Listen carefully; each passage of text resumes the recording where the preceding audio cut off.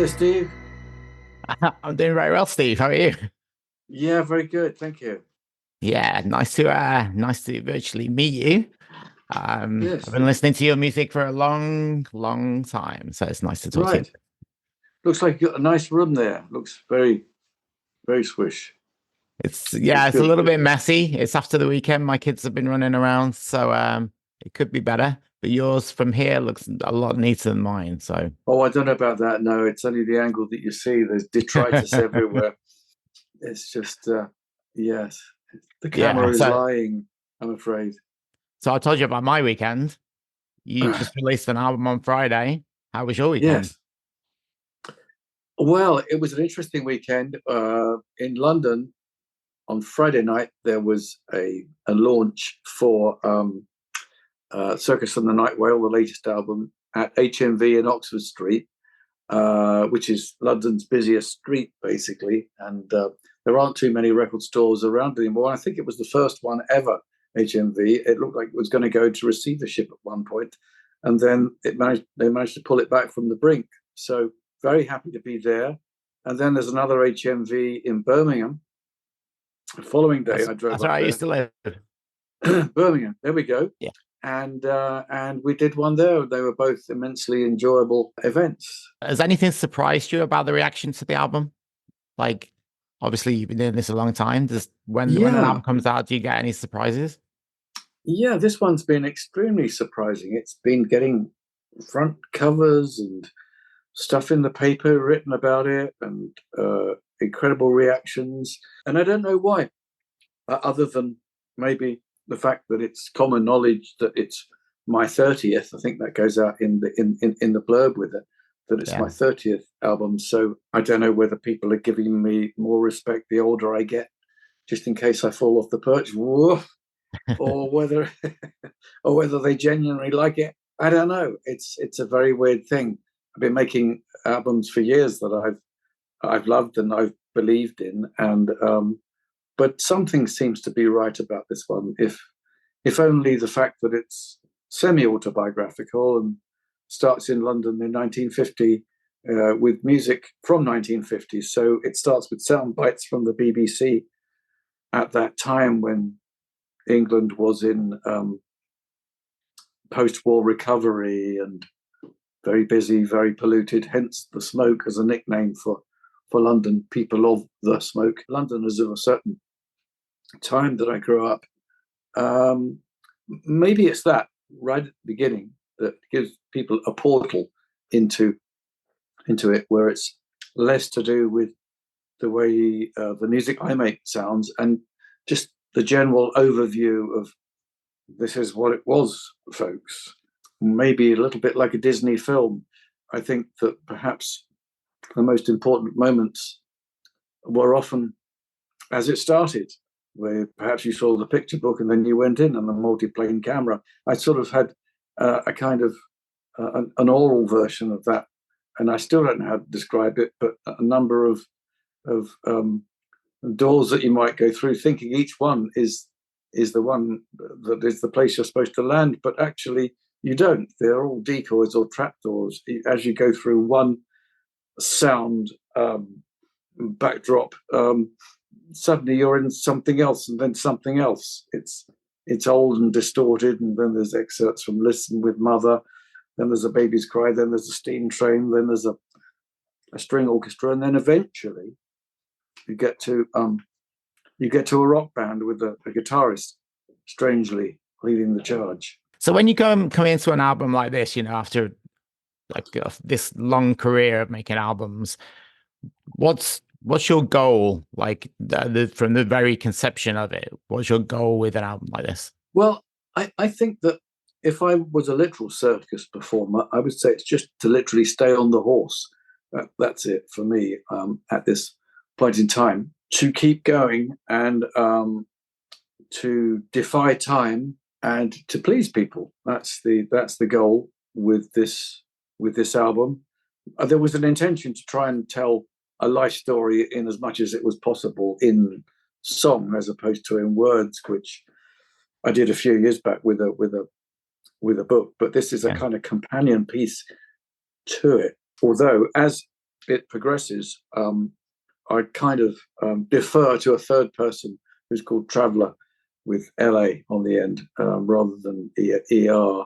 The idea that it could become more symbolic and metaphorical as time moved on, because I never did perform in a circus. I never ever did get swallowed by a whale. These various things are inventions that are all part of the story. But earlier parts, yes, I definitely went through that. I definitely went through the 1950s. I went through the blues boom. I went through the progressive era, various things. So they're all flashpoints, milestones, flashpoints in my life when something important happened. Even if it was only a change of heart, or an idea that perhaps I ought to do a change of job. Are you somebody that trusts your gut when you're making decisions in life? I'm not sure I trust myself. Well, I think that when I'm making musical decisions, I do trust myself, and I make those decisions much more quickly than I used to. I mean, I think one of the earliest pieces I wrote for Genesis was only 90 seconds long, an acoustic piece called Horizons, and I agonized over it for about a year. I spent ages writing that short little piece with its classical influence and a bit of Bach influence and a bit of William Byrd brevity to it. But there we are. That's just the way it is, I guess. So do you consider yourself a perfectionist? And if you do, has that changed throughout time? Well, I think Phil Collins, who I work with, had a very good answer about perfectionism. He said, I'm a realistic perfectionist. Within the given time, I think it's more a case of the pursuit of excellence, because perfection doesn't really exist. So, that's a difficult one. It's a conundrum. I know that Sting said something that was apropos, and that was that, you never finish an album, you just run out of time, or something like that, paraphrasing him. So, and one does, and it's true, and you get the sense of, oh, time's up. Yes, you're coming to the finishing line. I mean, but this album, some of it was recorded live in halls as I was challenged for time, and I wanted to not take 20 years over it like Peter Gabriel, much as I love him and his extraordinary work. That wouldn't work for me. If I put it off another 20 years, I might not be here. And I'd like there to be another one. I've already got ideas for at least one piece that I'd like to be on it. So I hope that I'll be braver the older I get, and just be prepared to commit complete artistic suicide again, just to do the things that I like, and just assume that no one will like it, but out of sheer bloody mindedness, I hope, because you can spend a lifetime trying to please and do all those like me songs, and I think audiences can smell the fear, and they know when you're trying to be a little bit too cute and friendly, and it's probably too late to become a pop star. Pop music, it's a young man's game, I think. So going back to the actual construction of this album, obviously you're telling not only a story, but you're telling a story with a timeline. How do you balance that with the progression of the album musically, and how the songs sit next to each other on the album? I don't think there's a real answer to that, because it's an instinctive approach. I find you get to the point where something seems to be finished. It's a little bit like self-commissioning. Once the story was there, once the idea was there for the album cover, which was always going to look better on vinyl because it was a big whale's mouth on vinyl, that seemed to dictate the pace, really. I've often said I cannot teach anyone how to write a song, much less myself. It's just got to be instinctive. Some idea presents itself from somewhere, even if it's only something that you've seen, and For instance, just recently I came back from Zimbabwe, having seen what we call Victoria Falls and they call the smoke that thunders, thinking it was so impressive, and not in the way that you would think.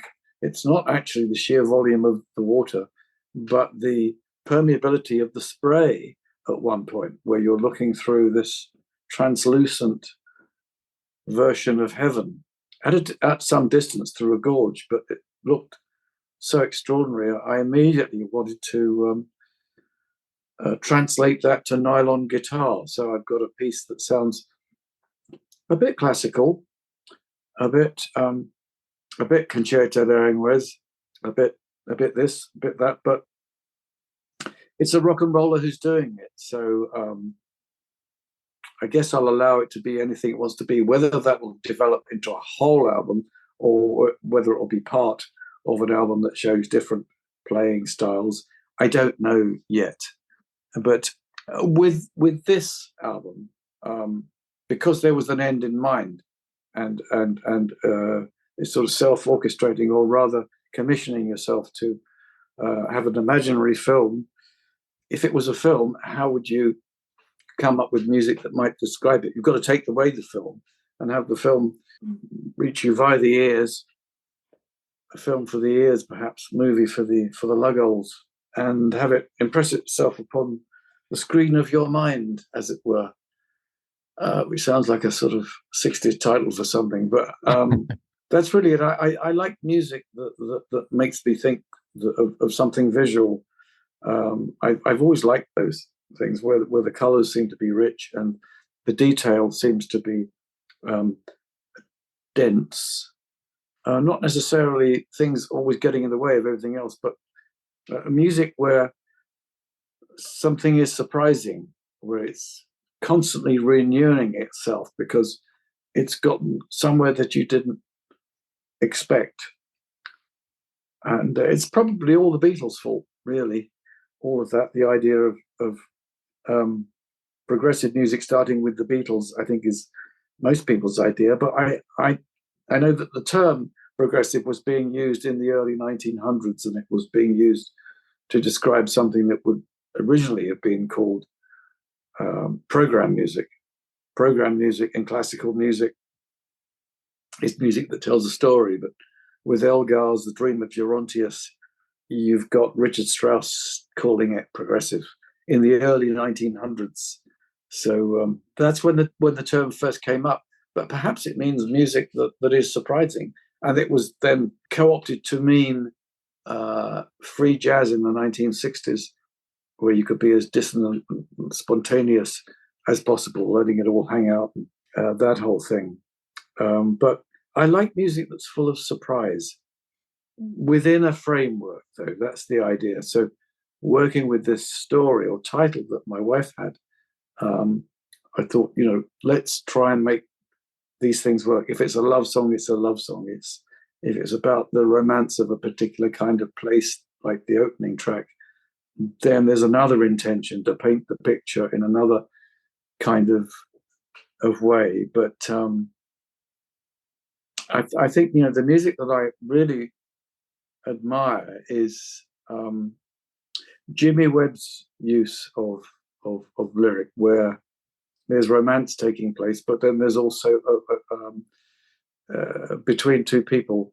It seems to be figures in a landscape. The American Western brought to life, usually in a bittersweet breakup love song with him. And but I love the fact that there's a background. It's either Galveston or there's a MacArthur Park somewhere, or many other places that he alludes to, whether it's Wichita with the Line Man. I was a big fan of a lot of his stuff, and so were Genesis. You mentioned the word surprising to explain progressive music. I think your career has been quite surprising throughout. There's been a lot of elements that you brought in from all kinds of directions, from classical to just like outright shredding. How do you how do you combine all that where it actually makes sense and doesn't sound just like, a bit of a mess, for want of a better phrase? How does Sure. it make sense to you when you bring in so many elements together? It's always a risk if you're doing that. I mean, you are setting yourself up against the best. The Beatles were always full of surprise and became more surprising as they continued. Well, certainly the mid-60s stuff around Revolver, Sergeant Pepper, Magical Mystery Tour, etc. The character portraits of Sergeant Pepper, but then also the inclusivity of the music that was being done at that time, mid-60s to late 60s, seems to be a golden era to me that I think if there hadn't been that, it wouldn't have been possible for Genesis to ride in on the coattails of that. But we did. And we often used to say to each other, I think we got in just in time, just before that particular game was up. All I can say is that I've always done the music that I believed in. And and lots of styles, pan genre has been a calling card for me for quite some time. I remember that CBS did a series of albums at one time, I think in the late 60s, The Rock Machine and The Rock Machine Loves You. And it was a sampler album of the various acts that had been on the CBS label. And if I've got that right, so you'd have Simon and Garfunkel next to Leonard Cohen, next to the Grateful Dead, next to Tim Rose, and many more. And all the acts were very different. Some were folk, some were rock. But somehow there seemed to be a cohesiveness to the choice. It seemed as if a DJ had suddenly decided to play his own favorite record collection. There didn't seem to be programming at work. It wasn't as if people were going, okay, we've taken a cross section and now demographic, etc., etc.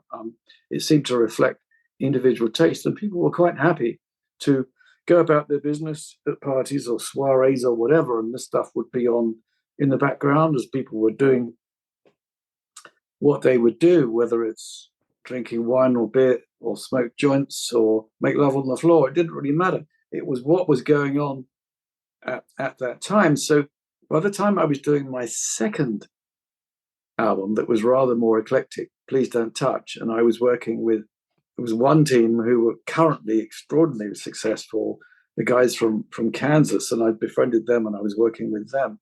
I was also working with Richie Havens, arguably from an earlier era, and then having Randy Crawford almost as a protege, because he hadn't had anything released in Europe at that point. And it was very eclectic, but I realized I was trying to do my own version of that, the Rock Machine Loves You type stuff. I thought that if each track sounds like it's done by a different artist, then I can be invisible, and that's what the album should be about. So I know that Stephen Wilson applauded that. He said when he was 11, that was his Sergeant Pepper. But I think my record company were rather less enthusiastic. They thought it was, its versatility, if you like, was both its strength and its weakness. You can't fight that. If that's you're going to nail your colours to the mast, then you've got to do it. It was a very different kind of album to the previous offering, which was Voyage of the Acolyte, and then I made a couple of Genesis albums in between. But it was very different stuff. I wasn't looking for a style at all. I don't think I really knew what style was or what I was supposed to do at that time. I was groping in the dark, as one always does. I think each album is a shot in the dark if you're looking to please an audience. I think all you can do is try and please yourself and have something that you think, yeah, I can go away with self-respect and integrity and say, yeah, I took a risk. I wanted to do that. The best music embraces risk totally. You mentioned Stephen Wilson. How does it make you feel when somebody says something like that? That you were his Sergeant Pepper, I think you said. And obviously he's a person that's significantly taken progressive music, for want of a better phrase, progressive rock, into the new generation. So how does it feel when he says something like that about your music? Well, I think, all musicians are forced at some point to become historians, because you always have to look back in order to be able to move forward. It seems to me you've got to have a leg or a toe in the past at least. And I think that his approach is essentially this contradiction of experimental retro. That's him. What's his favorite keyboard? It has to be the Mellotron, surely. So, it's very interesting. He's a pal. We've had lots of discussions about this kind of stuff. He's a very quick thinker. He's an excellent engineer. When I first met him, he introduced himself as an engineer. He said, I'm not really a musician. I'm not a guitar hero. I'm an engineer. Interesting take, isn't it? That he's, wanted to be a backroom boy. And in a sense, I suppose, if there's any similarity, I've wanted to alter music rather than to become a star. Music, when I first became a professional, it had been stuck in the doldrums for quite some time. This idea of an afterlife of endless repeats of blues-based material. And that was really what helped sway. At the end of the 60s, there were so many Hendrix wannabes out there, but there was only one Hendrix, and he was following his muse and doing the thing that came naturally to him. But the idea of trying to do that, I can't see the point. Even though at times I've jammed along with people doing All Along the Watchtower, because it's a perfect 3-chord evocation of something where anyone can join in and just play blues scales, and it sounds quite melodic. That's fine. But even Hendrix was partial to doing the odd bit of Dylan or the odd bit of Beatles, of course. So to some degree, you're always looking back. All of that, that sort of the blues boom of the 1960s that died on all guitarists, all but a few. That was all a retread, of course. But the very making of Eric Clapton was a kind of summation of everything that had happened before with black musicians and singers. Well, it's really good to see that, after all these albums, 30 of your own, and then obviously the other things along the way, that you seem really still enthusiastic about finding surprises, which I think is our theme today. It seems like you're in a really good point, and this album's fantastic, so congratulations on it. Thank you very much. I wish you continued success, and thank you for your time. Thank you. It's been lovely talking to you. Thank you so much. Thanks. All the best.